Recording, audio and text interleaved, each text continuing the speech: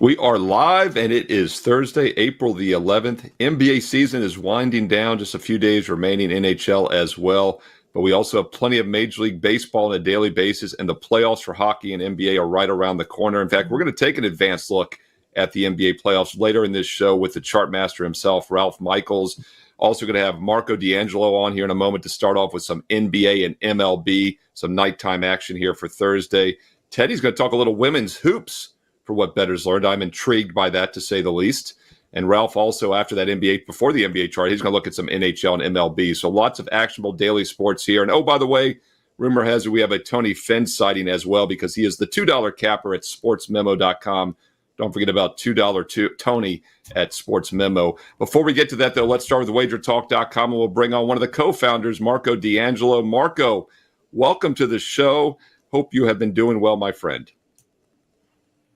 It's been good, having a good week, coming off a nice 3-0 sweep last night, so we're ready to get to it. Well, let's start with some NBA for tonight. You wanted to talk Rockets, Jazz, the final week of the NBA season. I'll put it this way. There have been some head-scratching results the last couple of days that have left me saying, all right, let's tap the brakes a little bit on the NBA. I pass for tonight. Obviously, the last week of the season, difficult to handicap in the sense of you don't know which teams are going to start with effort and then kind of lay off, and other teams bring effort and then don't. But you want to talk total tonight between the Rockets and the Jazz. Tell us what we're going to do with Houston and Utah. Well, Teddy, I'm looking at this one, and if you look, they just played a couple weeks ago in March 29th, and it was a 101-100 score. They went under the total by 28 points. But I'm here to tell you why they're going over the total tonight.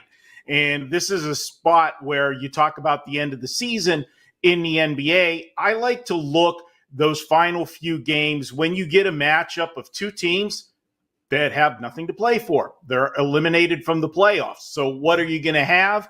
Well, basically, it's like a pickup game, defenseless type game. It takes more effort to play defense than it does offense. We all know that.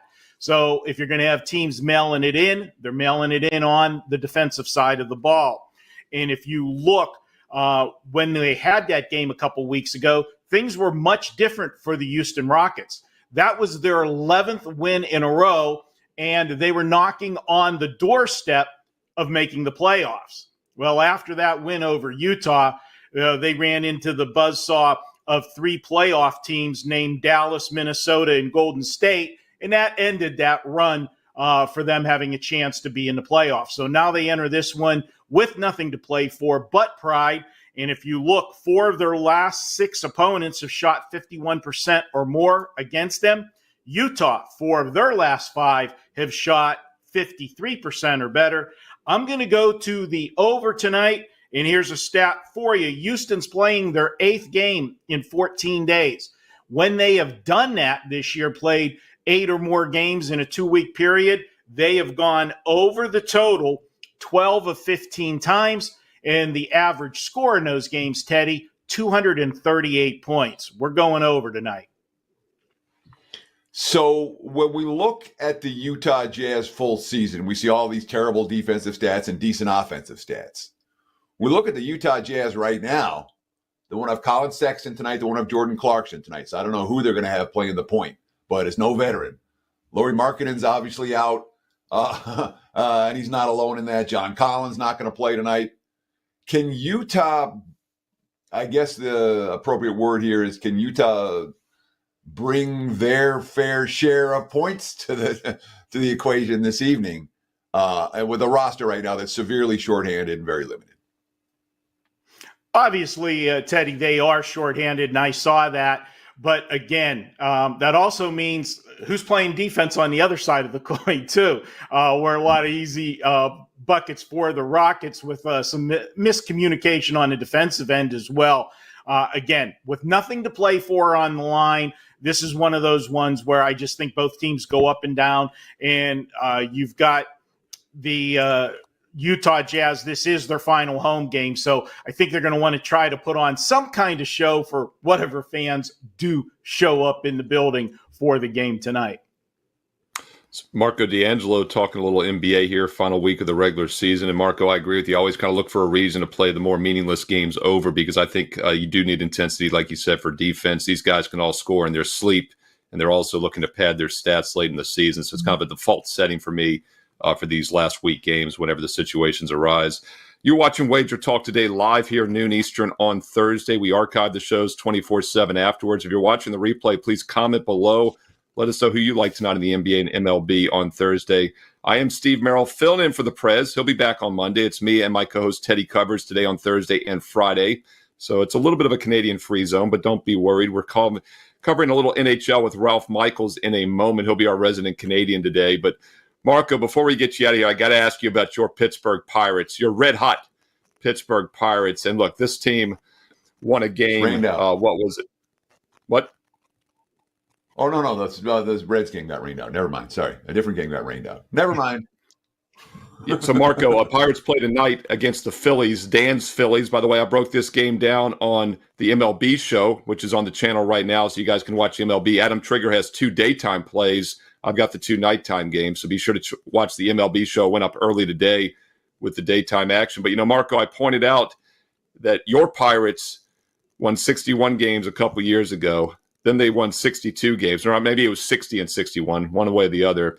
Last year they get 76 wins, and now all of a sudden they're off to an 8-3 start. But let's not forget last year they started 20-8. They went on an 11-1 run to go to 20-8, and as you probably remember, they went 0-7, 1-4, 1-11 right after that. So very curious your take on Pittsburgh. Is something different this year? Is that 6-1 start against the Marlins and Nationals legit? What are you doing in this game against the Phillies tonight with your Pirates? Yeah, if you remember last year, them and the Tampa Bay Rays had the best record in baseball after the first month of the season. Unfortunately, one of those teams was nowhere to be found at the end of the season. But I'm looking at the Pirates in this game, and we're going to look at them, but we're going to look at a first 5-inning wager. A couple things in play here. First off, you got the Phillies returning home from a 6-game road trip. I always like to look to try to fade those teams coming back home off of a road trip, as I always feel it's a distraction coming back home. You got normal everyday life with the families and so forth, especially if you're returning home and there's no day off in between, which that is the case for the Phillies. Add in the fact that Pittsburgh was off yesterday, gives them a little added rest advantage as well. But the real key to this game here is, and it's another adage that I love, and it's one that I pound to death, pitchers, first time around the league, have the advantage over the hitters. I say that over and over again.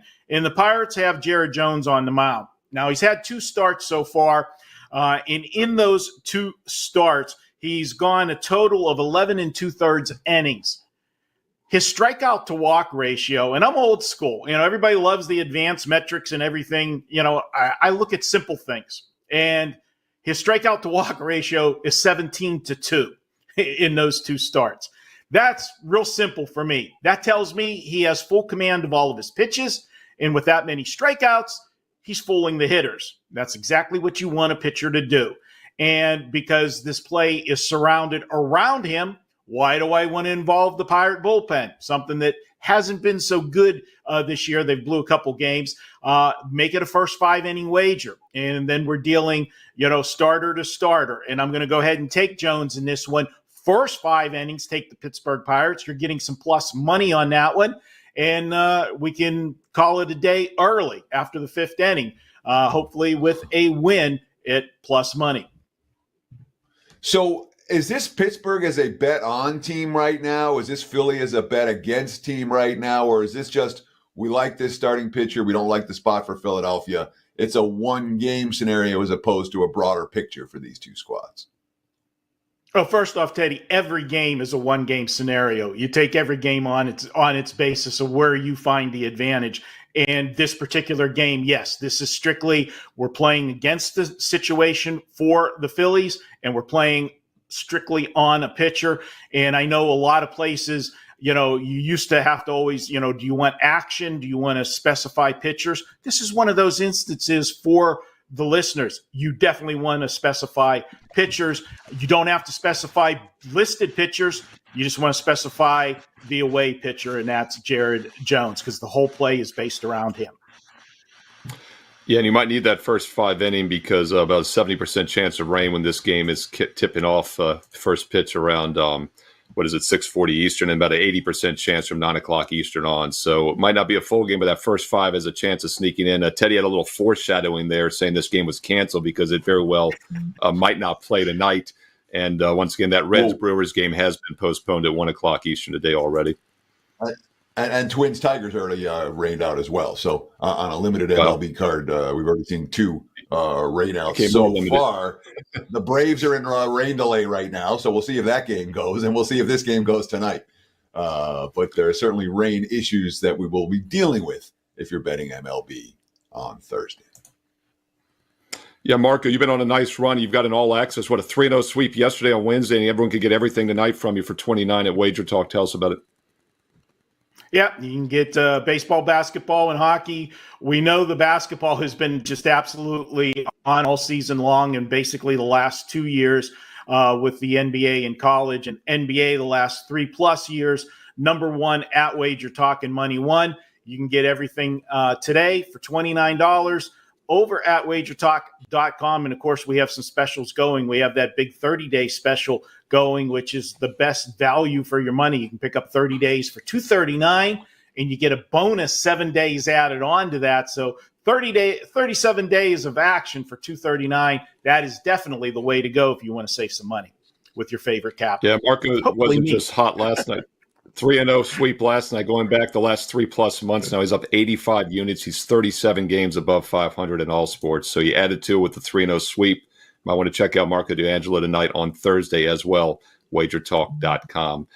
All right, that's a little basketball, a little baseball. We're going to look at some hockey in a moment with Ralph Michaels, also take an advanced look at the NBA playoffs with a chart. I'm looking forward to that, as the NBA playoffs have probably been the most consistent moneymaker for me year after year the past 25+ years as a professional handicapper. I was 29-17 last year. And don't forget, the rest of the NBA season, including my number one ranked NBA season right now, is just 188 on everyone's page. No more promo code needed. Check that out. The rest of the NBA the next 2 months through the finals in June, just 188. All cappers, no promo codes needed, wagertalk.com. And Teddy, speaking of hoops, women's basketball, I don't follow it closely just because I'm really deep into the college hoops with 362 teams during the men's season, NBA as well. Did catch the game last Friday night, the second game between UConn and Iowa, and it really was a great game. And it turns out that was the most watched basketball game in the history of the ESPN network, including men's, including the NBA playoffs. I still find that hard to fathom, but I was curious what your take is right now on women's college hoops, because obviously Caitlin Clark was a huge boom, but there was some real legs to college hoops this year for the women. So from an audience standpoint, there absolutely was. All right. The women's championship game on Sunday had 4 million more viewers than the men's championship did on Monday night. Now, of course, the women's championship on Sunday was on ABC, whereas the men's championship on Monday night was only on the cable networks. That being said, when you had like 4 million more viewers watching women's basketball, you say, wow, what's up with that? And as you mentioned, that was the most watched basketball game since 2019. When the men's title game between Virginia and Texas Tech got more than 19 million viewers. Then you start to look at the betting handle issues, okay? Records everywhere for women's hoops. Johnny Avella from DraftKings. We handle a limited amount of women's games in the past.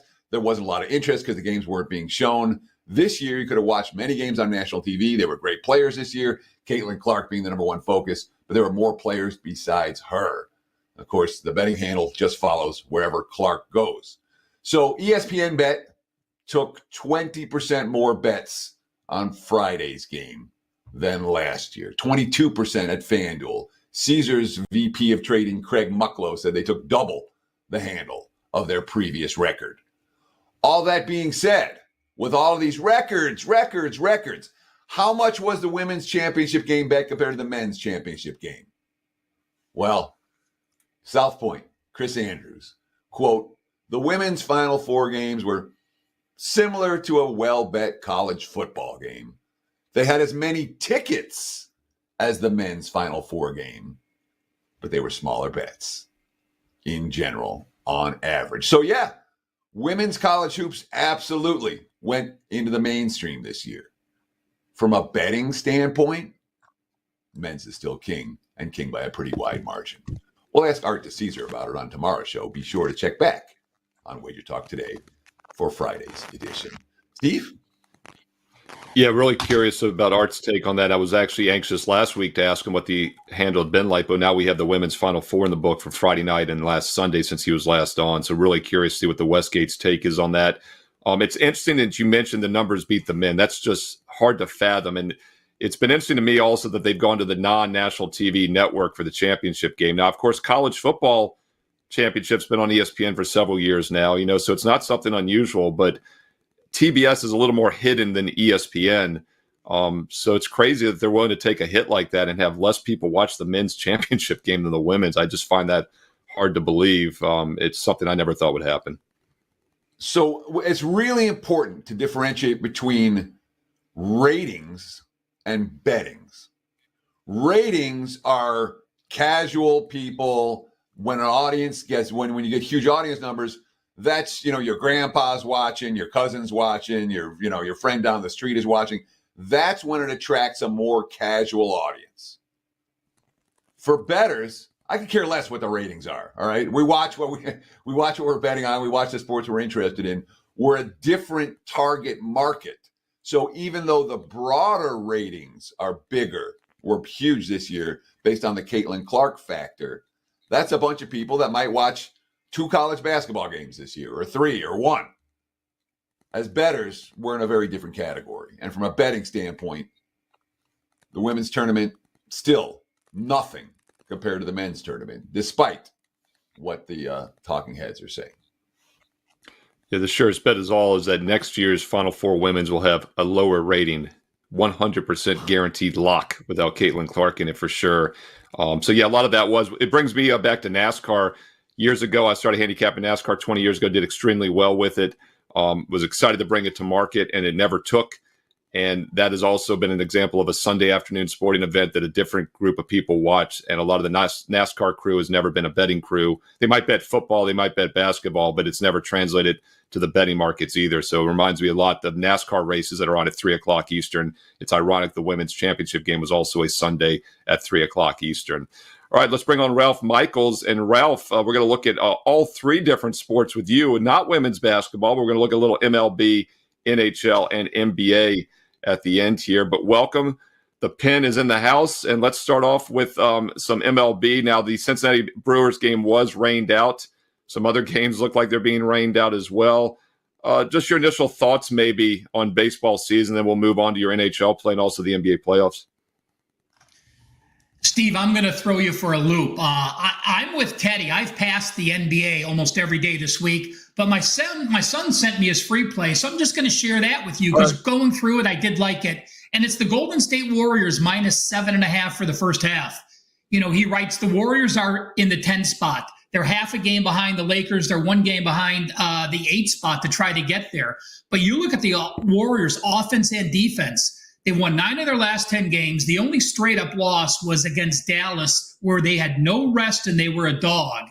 When you look at them as a road favorite of -2 or higher, 11-1 against the spread since February 2nd, and you look at their defense the last 9 games, nobody has topped 49% going all the way back to March 6th. They're holding the last 9 foes to under 45%. In Portland, you have a team that's shooting only 42% the last 6 games. And he writes, he did use Golden State the first half because they host New Orleans tomorrow. So if they had played defense well and they know they're going to travel and host New Orleans tomorrow, it's a game they're going to need to win. But an FYI, with a game on deck, Golden State has actually gone 12-1 against the spread the last 13 games. So when they have a game on deck, they still played very strongly the night before. Though I guess it's hard for me to ask you a follow-up question on Jeff's play, but I'm going to anyway. Though, I mean, the mantra of the Golden State Warriors is hang around in the first half, come out in the third quarter, and take control of the game. I mean, that's just what they've been doing throughout the Kerr era. Kerr/Curry era. It really hasn't changed this year. We've seen a lot of big quarters from big third quarters from Golden State. Do you worry at all in a first half? And I know Portland is what they are, a limited roster playing out the string of what's been a very disappointing campaign. But when we talk about Golden State's MO, talk about that first half versus full games. I know third quarter tends to be where the Warriors put their foot down. It does. And Teddy, you give the coach credit for making adjustments or perhaps just to keep his players motivated. I think there is a sense of urgency here. Coming off that Lakers game, they know they have New Orleans on deck. They know they play tomorrow. When I looked at their scoring first half versus second half, when they have a game on rest, their first half is slightly better. So perhaps the mentality of knowing you have a game on deck changes that. We'll wait and see, if that pans out or not.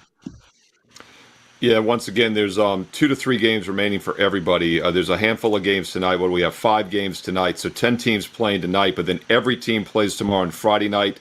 Nobody plays Saturday. Everybody plays Sunday afternoon to finish the regular season. And we'll get our 82 games. And the play-in round starts Tuesday night, I believe. And the way it works, same as last year, the 7 and 8 teams play. The winner is automatically in. The loser goes to the loser bracket and gets a second chance because the 9-10 winner has to win that game and beat the loser of the 7-8. So the Warriors right now are 3 games out of the 6th spot. They're not going to get there, but they're only 1 game out of the 8th spot. So, it is somewhat important to try to get up there. They definitely have something to play for because you get a double elimination. So we'll see what happens tonight. Once again, Ralph Michaels likes Golden State first half. All right, Ralph, let's get to something you like tonight at NHL. What are you looking at in pro hockey since you're our resident Canadian by force today? Canada. Okay. I will say this. Do not buy my package today. This is a 4% NHL play. It's for sale at $25 at WagerTalk. This is that actual release. And while I don't do much NHL, I've had great success looking at situations. Now, I know a few goalies, but I don't know a lot of the lineups, but I do enjoy reading about the NHL. You look at Dallas, they're laying 145 to Winnipeg.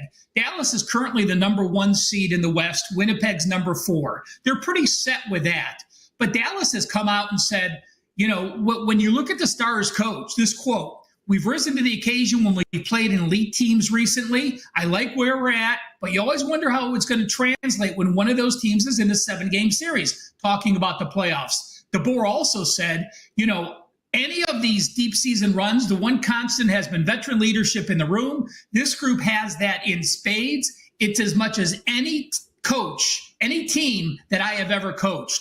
You look at Jake Ottinger, the goalie. He has won 8 straight games. He's only allowed 13 goals in 8 starts.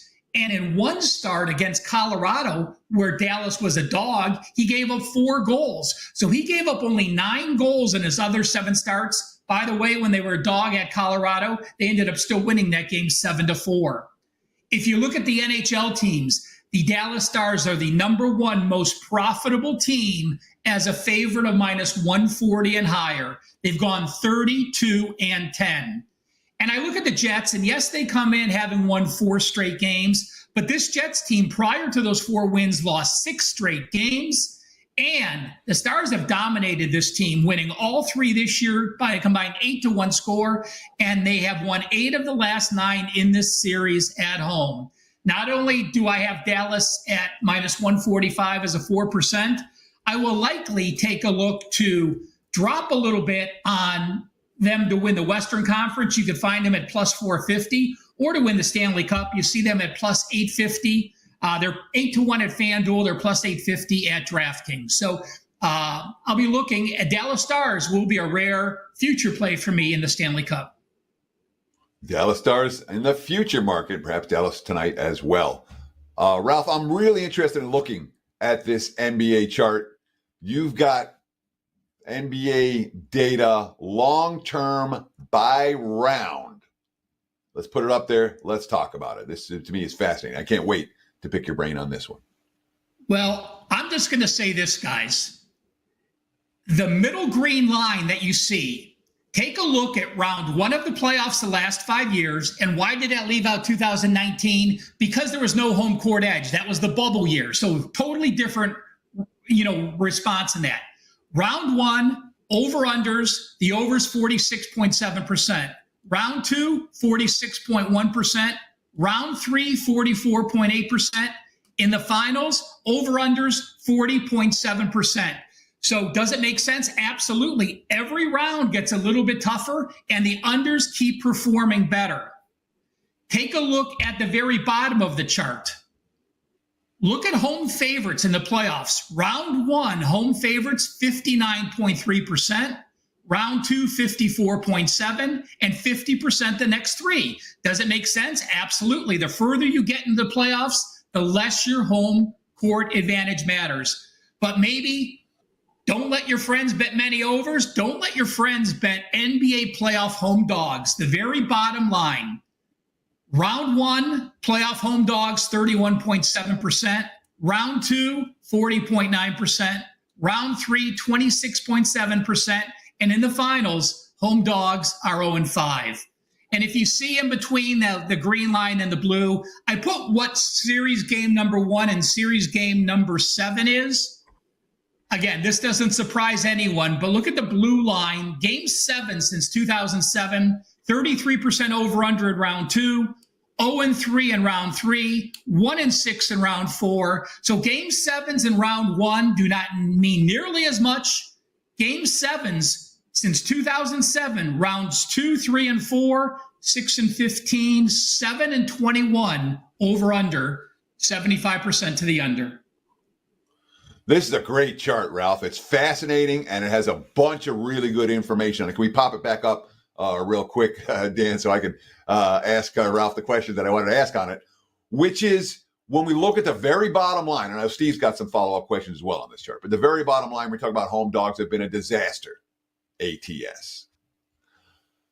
In years past, there's always been this, well, the team's down 0-2, they're returning home.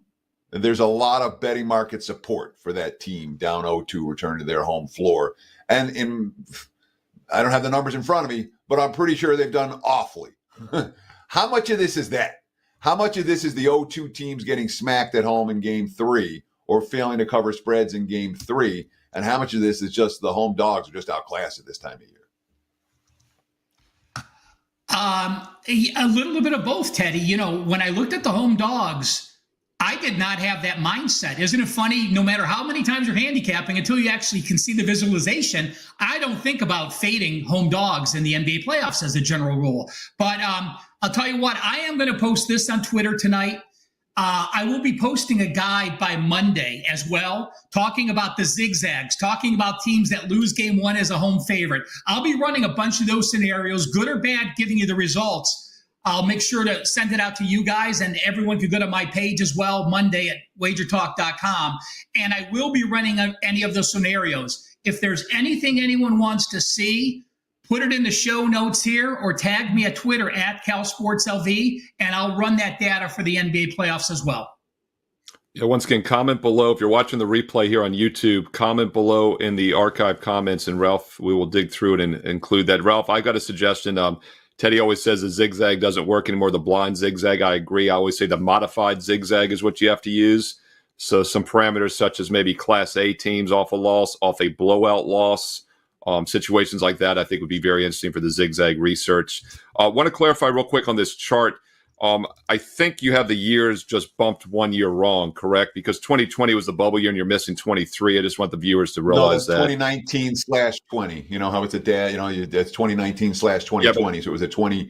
It's a 2019 that's right. Yeah, the 23 season would be this year. I got you. We're in the bubble. Yeah. So you're talking about the November the bubble date. Bubble was August and September of 2020, but it was the 2019 season when they started. Gotcha. Then they took that break, and then they brought back the double. So okay. I appreciate it. And just FYI, one of the weird things in the bubble, round 2 in the bubble was 4 overs and 18 unders. Round 3 in the bubble was actually 9 overs and 2 unders. So it would have made the round 2 number stronger, but it would have been, it made the round 3 numbers very much weaker. So that's just FYI. I left them out just really because, Basketball is intense. When you have the home court advantage, I mean, you really can start playing some defense and you get motivated by your fans. So I felt it was the proper thing to do to leave out that season. Yeah, and Ralph, something else to keep in mind also, we've seen the odds makers catch on to some of these strong NBA systems. First of all, the home favorite game 3 off the back-to-back losses, they're jacking those numbers up. And then the first half lines have been higher in some of those game 3s and the full game lines now, because that was the sweet spot. So it is something to keep an eye on. And I've always loved game 7 unders, especially rounds 2 on, like you said, when you get Class A teams normally playing each other, because they bring the defensive intensity. But I do feel like we're starting to see the odds makers catch on to that. But some of those games have soared under the total still. I think back to that Dallas-Phoenix game 7, remember a couple years ago where they just blitzed them, held them to like 70 points or something. So it is something to keep an eye on. I do think some of the value might start disappearing, but the theory makes a lot of sense with these unders in later rounds.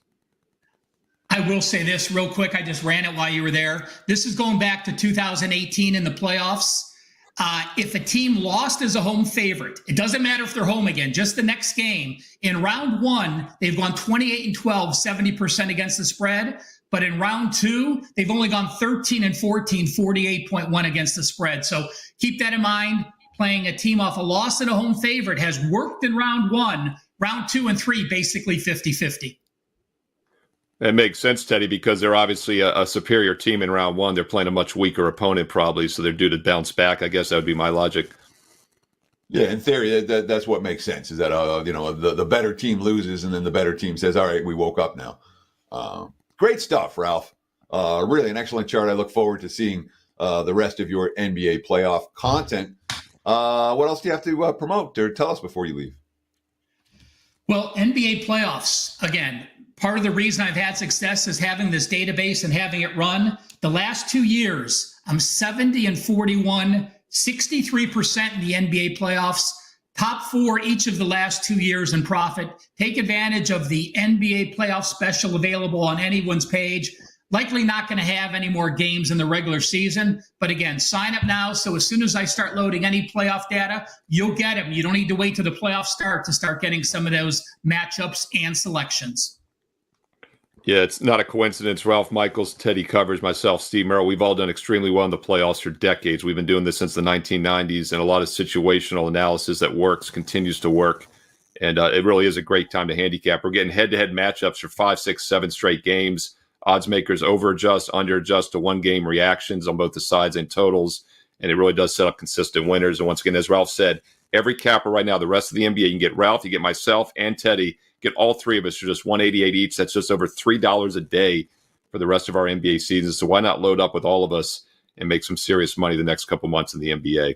All right, baseball is a nice moneymaker as well, Teddy, and several games are being rained out. We might get this Boston-Baltimore game in tonight.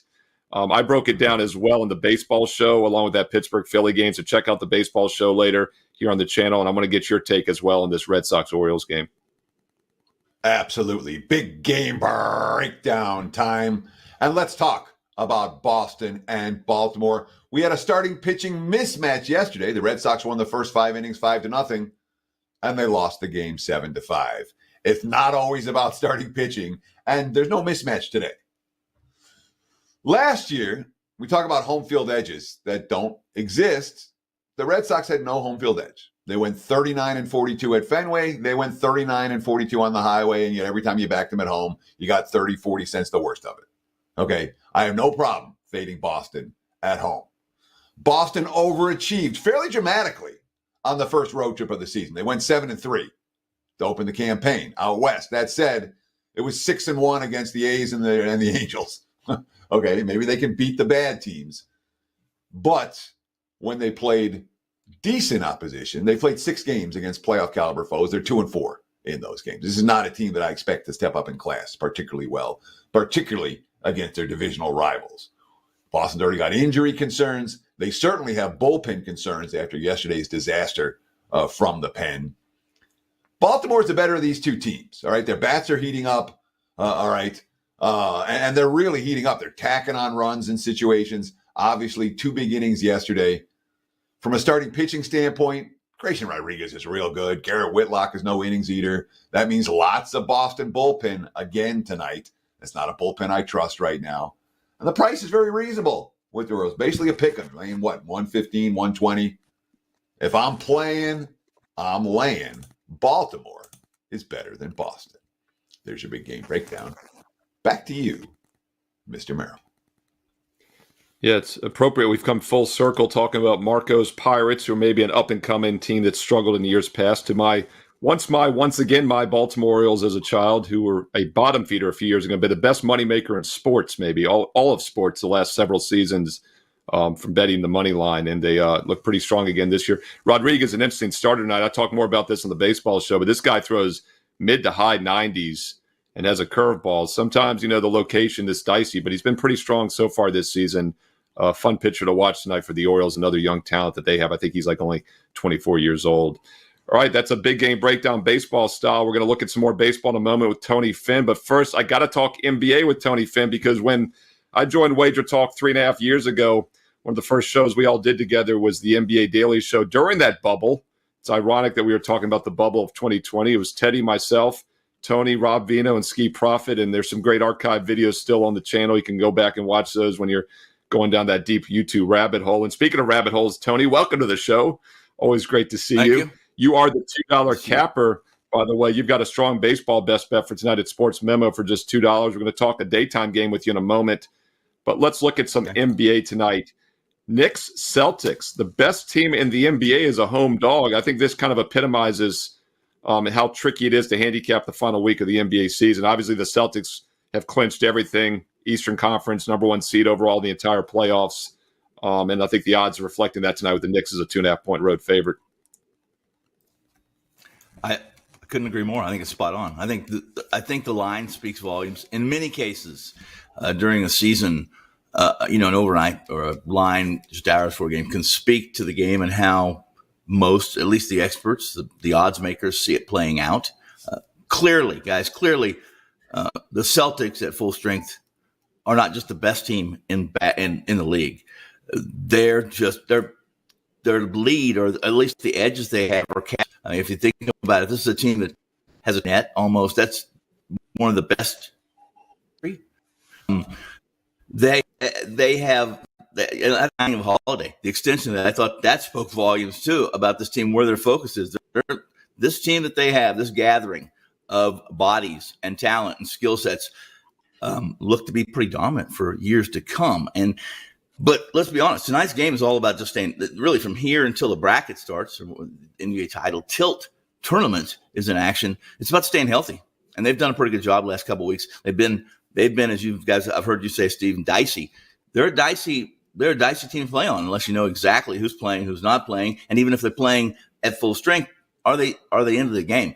A team that goes, what was the first team in history of the NBA that lost a game without shooting a free throw? If you're not shooting a free throw, I don't think you're too much into a game. You're not driving to the rim, et cetera, right, guys? Knicks minus 2.5, game total of 215.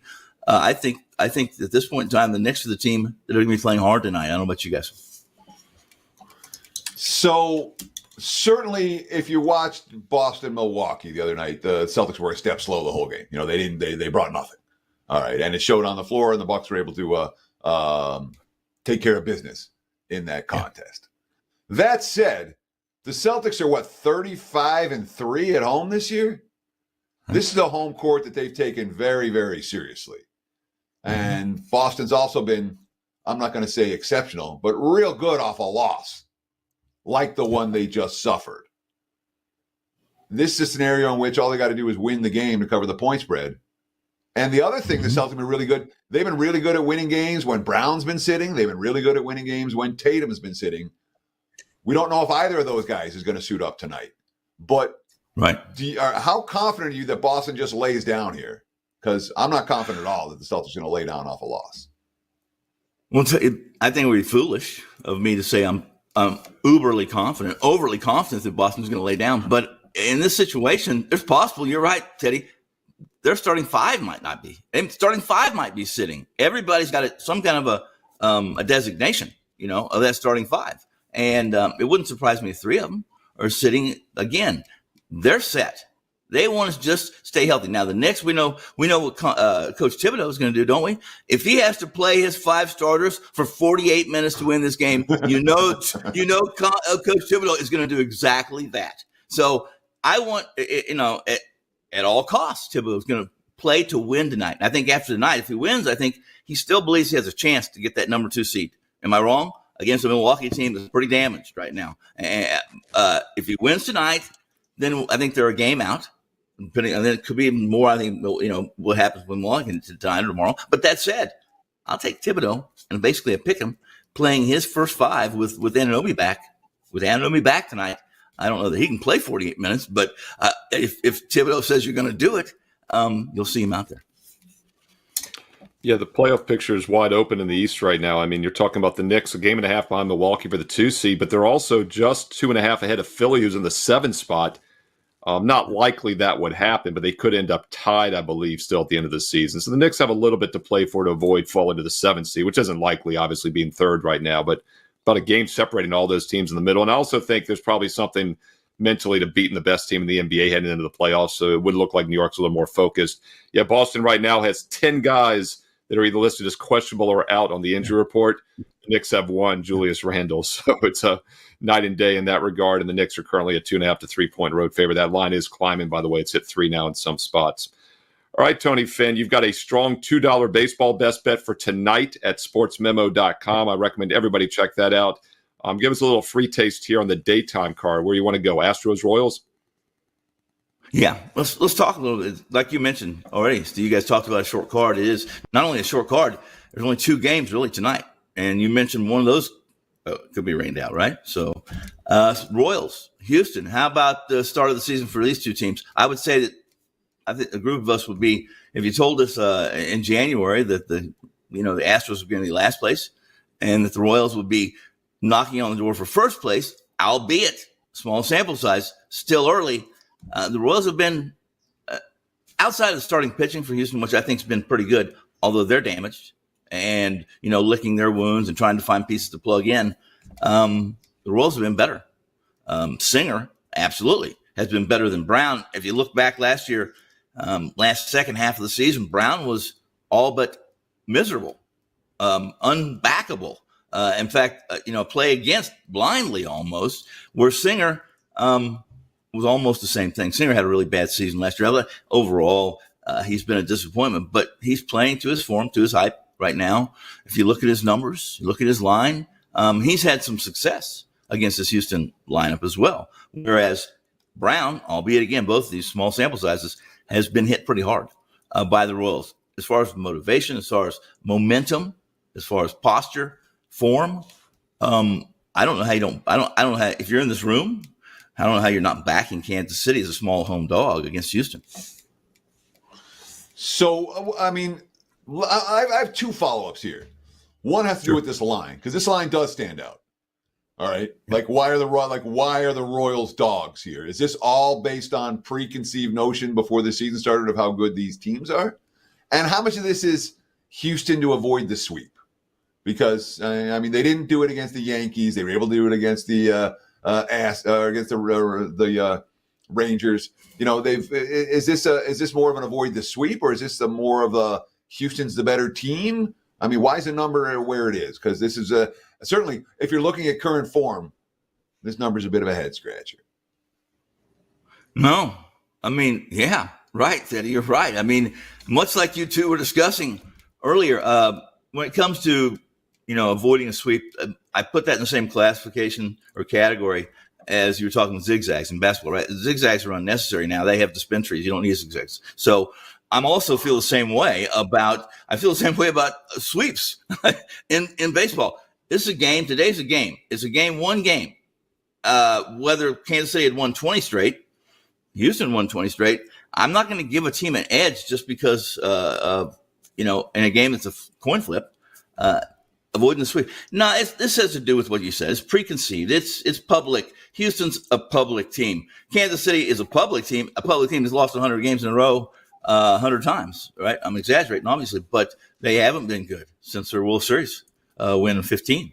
And for the most part, I think the line probably should be a pick 'em today between these two, and the extra pennies or the extra 20 cents or so is due to, as you mentioned, preconceived. They're a public team. Yeah, I mean, the real question for me is if that bullpen gets back to their World Series level. They've been such a dominant bullpen the last few seasons. It's chipping down a little bit. It was worse a week ago, but it's still a 5.2 ERA on the season, 31 runs allowed in 48 and a half innings of work so far. So we'll see if that's a short-term statistical anomaly or if it's maybe a sign this is an aging team that is, up and over that curve now and heading back downward. We'll find out. And once again, Finn broke down the daytime play for you, but he has a strong nighttime $2 best bet tonight for baseball at sportsmemo.com. Tony, you've crushed it in MLB going back to last season. Tell us more about it. I think since August of last year, after the All-Star break, about 95 units. I'm up 95 units, about 95 units, which is pretty. And I'm more of a plus money player in baseball, or I'll steam something or I'll bunch things together. When I believe a team's going to win by margin. So I've been helpful. My percentage is low. I think 48%, but 95 units. So that gives you an idea where I'm going as far as my investments are. So that's what baseball's been. So far, it's been kind of a wash to start the season. But again, small sample size, early. I like baseball. I'm confident in my baseball, and invite you to join me. And we'll have some fun together. It is a marathon and not a sprint, and units one is definitely what you want to look at. Like Tony said, he's up almost 95 units since last August in baseball, and he's got a strong 5% big ticket best bet going tonight. It is a nighttime game, and you can get it right now for just $2 Thursday night, sportsmemo.com, Tony Finn. All right, I'm once again Steve Merrill. I do have a strong NBA play tonight. I know we're talking some baseball, but don't forget about the NBA here. I've got a strong best bet. I am ranked number one this year in the NBA. I'm also number one all-time at WagerTalk and NBA sides, but number one this year in sides and totals combined. I've got a rare total going tonight and a bonus-free side play. So if you want some NBA, I've got it right now on my page. But once again, the best value is the rest of the NBA season plus the playoffs the next 2 months for just $188. No promo code needed. Check that out on my page, Steve Merrill, WagerTalk.com. And Teddy, let the viewers know what you've got tonight on Thursday and take us home. We'll do it again tomorrow. We got a single best bet, early start MLB action, winner before dinner. You can get it right now. It's a game we've talked about on this show. You can get that right now at WagerTalk or sportsmemo.com. I am passing in the association this evening. We'll see about tomorrow's card. That's going to wrap it for the Thursday edition. We'll do it again. Same time, same channel, 9 a.m. here on the left coast, noon for you back east on Friday. Between now and tomorrow's show, enjoy the games and best of luck with all your wagers.